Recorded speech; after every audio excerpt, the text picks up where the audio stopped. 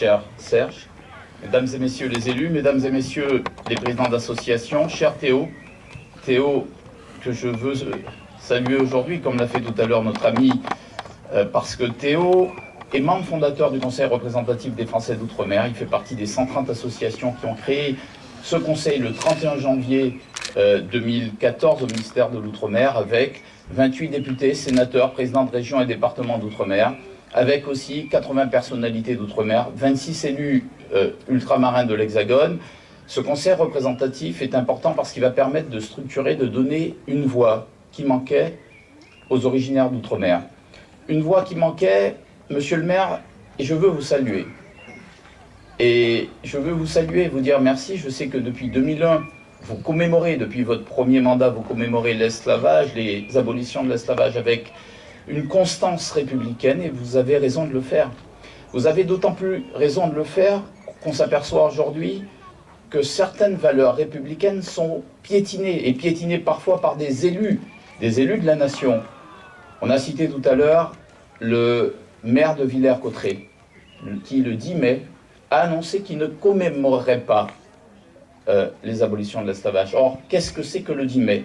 Mais je vais vous le dire, quand j'étais délégué interministériel pour l'égalité des chances des Français d'Outre-mer à l'époque de Nicolas Sarkozy, nous avons fait du 10 mai une date nationale, une date républicaine. C'est une date en fait qui honore la République, puisque c'est la République qui a aboli les esclavages. Et cette date du 10 mai est destinée à rendre hommage à la France, aux Français et à tous les Français. Ça n'est pas une date limitée, comme l'a rappelé le responsable de la Ligue des droits de l'homme, pas une date limitée aux seuls descendants d'esclaves, mais c'est une date de communion de la nation tout entière. Le 23 mai, par contre, que j'ai créé pour l'Hexagone, ce 23 mai est une date pour la souffrance. Donc ce sont deux commémorations différentes. Le maire aurait pu s'abstenir de commémorer le 23 mai, mais ne pas commémorer le 10 mai, c'est manquer de respect à ses électeurs. Il a été élu avec 40% de voix, et il oublie les 60 autres % qui n'ont pas voté pour lui, et il continue à les insulter en bafouant une date républicaine. Il montre qu'il n'est pas un élu de la nation, qu'il est un chef de clan, un chef de parti. Et je voudrais dire aussi, je ne sais pas s'il y a des élus du Front National, ou s'il y a... Pardon, monsieur le maire, de mettre les pieds dans le plat. Nous avons noté pendant l'élection présidentielle que Marine Le Pen draguait outrancièrement les originaires d'Outre-mer. Elle a même proposé de donner la Légion d'honneur au général Dumas. Général Dumas, le père du grand écrivain, grand-père de notre écrivain. Le général Dumas, c'est la ville de Villers-Cotterêts. Le général Dumas a épousé une enfant de Villers-Cotterêts. Il a fini sa vie à Villers-Cotterêts. Ne pas commémorer le 10 mai à Villers-Cotterêts, c'est faire injure à un homme, un grand soldat, un soldat qui a donné sa vie pour la France, qui est né esclave dans les colonies, et qui a donné sa vie pour la France. Et on se souvient que Marine Le Pen, qui réclamait de lui donner la Légion d'honneur, on se souvient qu'elle n'a pas forcément réagi de manière très forte, elle a simplement dit qu'à sa place, elle serait allée.